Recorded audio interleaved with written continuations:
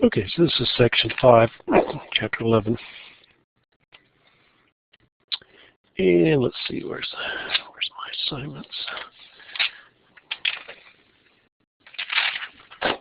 Okay, I found it now. And probably ought to get my calculator out, because I know I'll need it.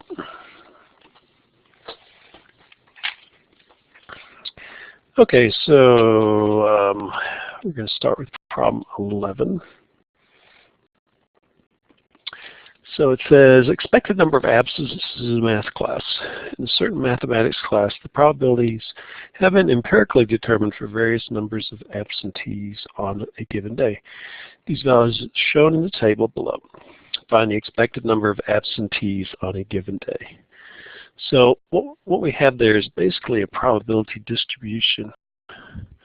And we have, the question is, what is the expected number of absences? So it's going to be between 0 and 4. Most likely it's going to be somewhere close to the middle. If you look at the numbers, they're maybe slightly less than 2 because there's more zeros than there are 4s as far as the probability. And if you add the probabilities up, 0.18, 0.26, 0.29, 0.23, 0.04, those will add up to 1 because that's how they were calculated. They basically took the number of absences, the number of people had 0 absences, and divided by the total number of people, and came up with this experimentally. So the expected value, all you do is you take the value associated with a certain probability and you multiply this together and just sum them all up. So what we have is you take the 0 days absent, multiply by the probability that it's 0 days. You take 1 day absent and multiply it by the probability that it's 1 day. You take 2 days absent by its probability. 3 days absent times its probability, and 4 days absent times its probability, and you just multiply them together, add them up. Like I said, it's most likely going to be a little bit less than 2 days. So, but the first one is 0. And we take 1 times 0.26 plus 2 times 0.29 plus 3 times 0.23 plus 4 times 0.04, and our expected value is 1.69 absences.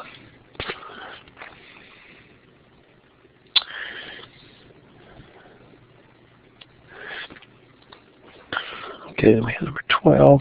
Oh, that was 12. I'll do 11 now, since I forgot that. Oh no, that was 11. I don't know why I wrote 12 down. I did 11.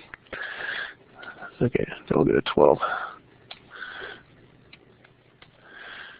So, expected profit of an insurance company. Insurance company will insure a $200,000 home for its total value for an annual premium of $650.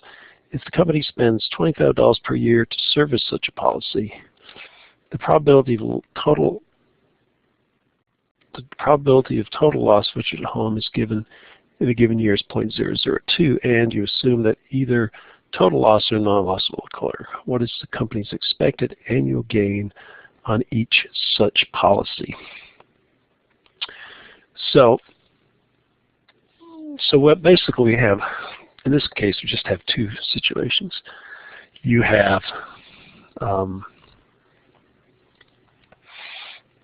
and you have to think of it from the insurance company's standpoint. You can think about it from the person's standpoint as well.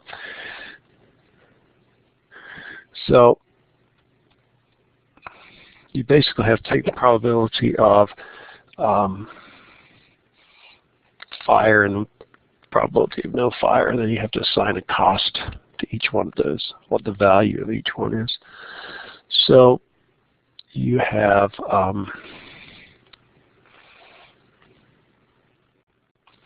So the probability of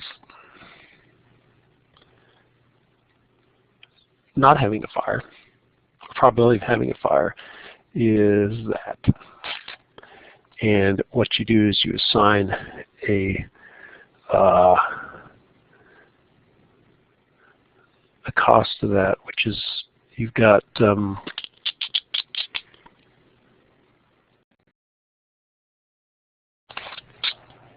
you have a negative 200,000 associated with that probability. Then you have the remaining probability, which is the probability of not having a problem, which is 0.998. So 1 minus that. And so what you get out of that is you get $650 per policy. And but it costs you $25 to service it, so you get a net of $625 associated with that.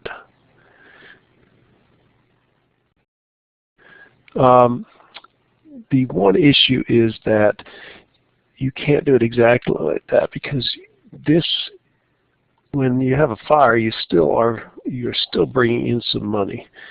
So we actually have 3 parts to that one. So if you lose it, if you have a fire, you lose $200,000. It costs you $25 for that policy, and you get $650 for that policy. So that's the total cost of that one particular policy.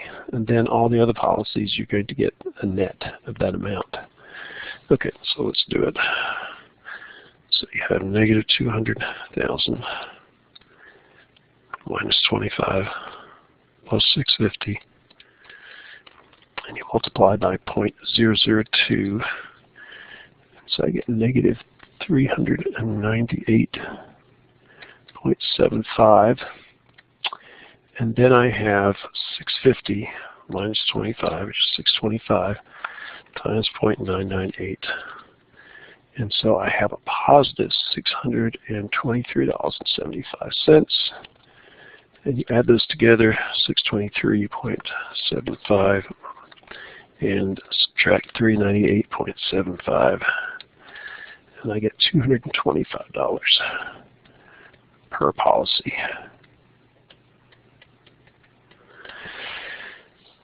Now, another way to think about it, instead of an expected value kind of thing, is you can think about income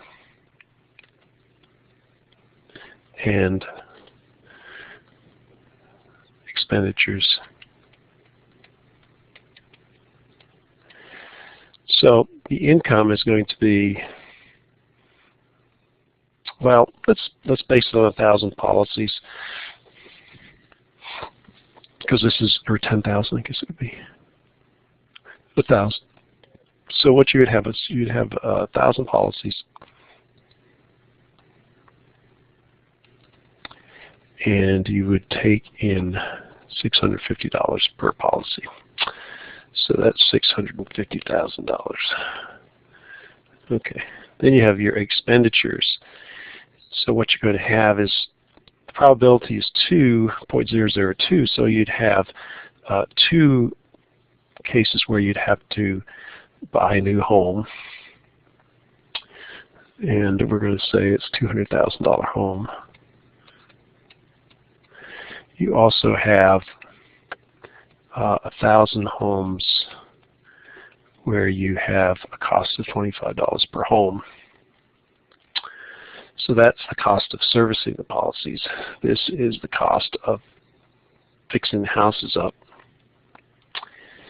And so the profit in this case is the income minus the expenditures. So they have the income, which is $650,000, and then we're going to subtract the expenditures. So that's 2 times 200,000 plus 1,000 times 25, and I get 425,000. And you take the difference between those two, and you get 225,000. profit. And then if you want to look at the profit per policy, you get 225,000 divided by 1,000 policies, and you get $225. So that's kind of the global way of doing it. And that's why you've got to include all three of these things here. When you have the 2.002 probability, you have to take into account how much it costs for that part, not only in the house cost, but the servicing cost and the money that you gain from that particular part. Okay, so that was 12. And we'll do 14, then we'll do another one. So, okay, so 14 is a raffle ticket. It says you've got a new car worth $36,000. 720 tickets are sold for $120 each. Determine the expected net winnings of a person. So from this perspective, you're looking at the person. So you got to, again, win or lose situation.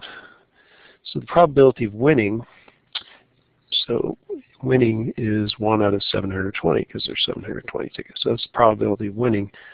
Now the winner is going to get $36,000 for the car, but they're going to have to pay $120 each for the tickets. Then you have everybody else who lost, who's going to pay, that's $120 per ticket. And the probability of losing is 719 over 720. And so that will give you the expected winnings per person. So you take 36,000 minus 120 times 1 divided by 720. And you get 49.833.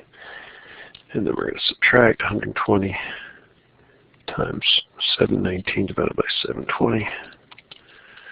And that's 119.833. So you can see the 0.833s are going to disappear. So basically it's just 149 minus 119, which is $70. So the expected winnings, average winnings, is $70.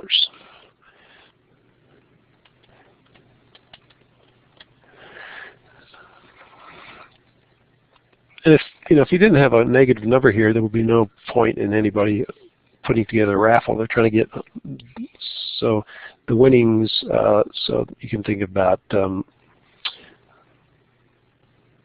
money to charity. That's the difference. It's going to be positive $70 per person. So the total profit for the foundation, all you have to do is just take the profit per, basically the profit per player multiplied by the number of players.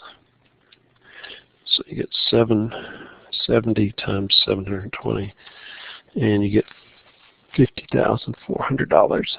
That's the profit. And it says, assuming that the car is free, in that case, what you have is you kind of have to look at it from a more from a income expenditure type viewpoint. So the income is you're going to have $720 times 120 tickets. So 720 times 120. And if the car didn't cost anything, that's that's the answer for part C, is $86,400. So if the car didn't cost them anything, then there's no, then they get all the money. Now the expenditures in this case, for the first two questions, expenditures, is just going to be $36,000. That's the cost of the car. So the profit, the total profit, if you have to buy the car, is going to be $86,400 minus, that's the amount of money you take in the tickets. Subtract the cost of the car, 86,400 minus 36,000 is the same thing we got in the second.